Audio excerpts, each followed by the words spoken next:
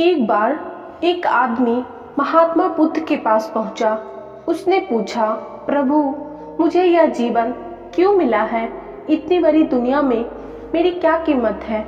बुद्ध उसकी बात सुनकर मुस्कुराए और उसे एक चमकीला पत्थर देते हुए बोले, जाओ, पहले इस पत्थर का मूल्य पता करके आओ, पर ध्यान रहे इसे बेचना नहीं, सिर्फ मूल्य पता करना है। फिर क्या, वह आदमी उस पत्थर को लेकर एक आम वाले के पास पहुंचा और उसे पत्थर दिखाते हुए बोला, भाई, इस पत्थर की क्या कीमत होगी?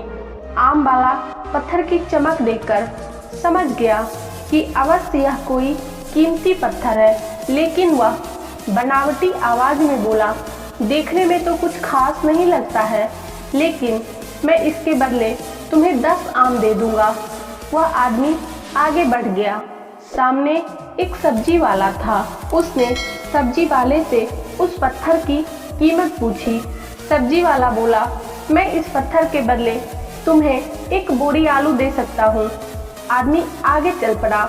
उसे लगा पत्थर कीमती है, किसी जोहरी से पूछता हूँ। फिर वह एक जोहरी की दुकान पे गया और उसे पत्थर दिखाते हुए पूछा कि भाई, इसकी क्या कीमत है?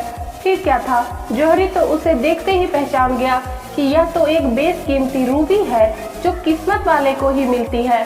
तो जोहरी ने कहा कि ये पत्थर बहुत ही ज़्यादा कीमती है, तुम मुझे ये पत्थर दे दो और मुझसे इसके बदले तुम 10,000 रुपये ले लो।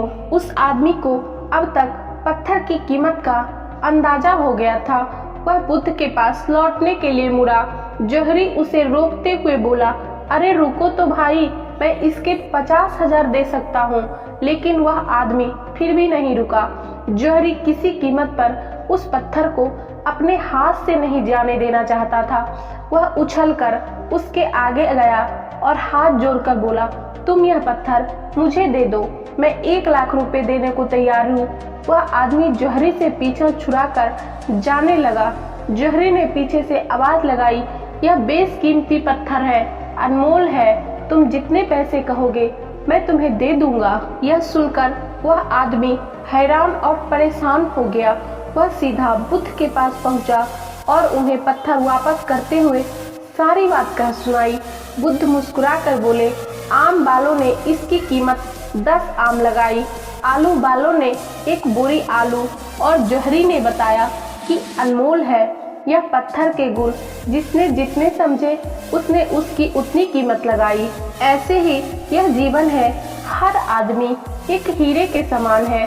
दुनिया उसे जितना पहचानती है उसे उतनी महत्ता देती है, लेकिन आदमी और हीरे में एक फर्क है कि हीरे को कोई दूसरा तराशता है और आदमी को खुद अपने आप को तराशना पड़ता है।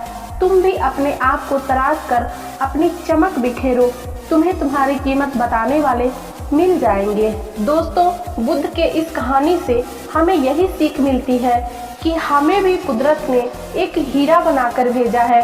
अब सिर्फ हमें इतना करना है कि हमें खुद को तराश कर अपनी चमक को बिखेर कर हमें दुनिया में अपनी कीमत लगवानी है। और उम्मीद करती हूँ कि इस कहानी को सुनने के बाद आप लोगों के मन से ये डाउट बिल्कुल क्लियर हो गया होगा कि आखिर ईश्वर ने मुझे क्यों बनाया है और मुझे क्यों इस धरती पे भेजा है। चैनल पे नए हैं तो इसी तरह के मोटिवेशनल कहानी सुनने के लिए चैनल को सब्सक्राइब करके बेल नोटिफिकेशन जरूर दबाएं।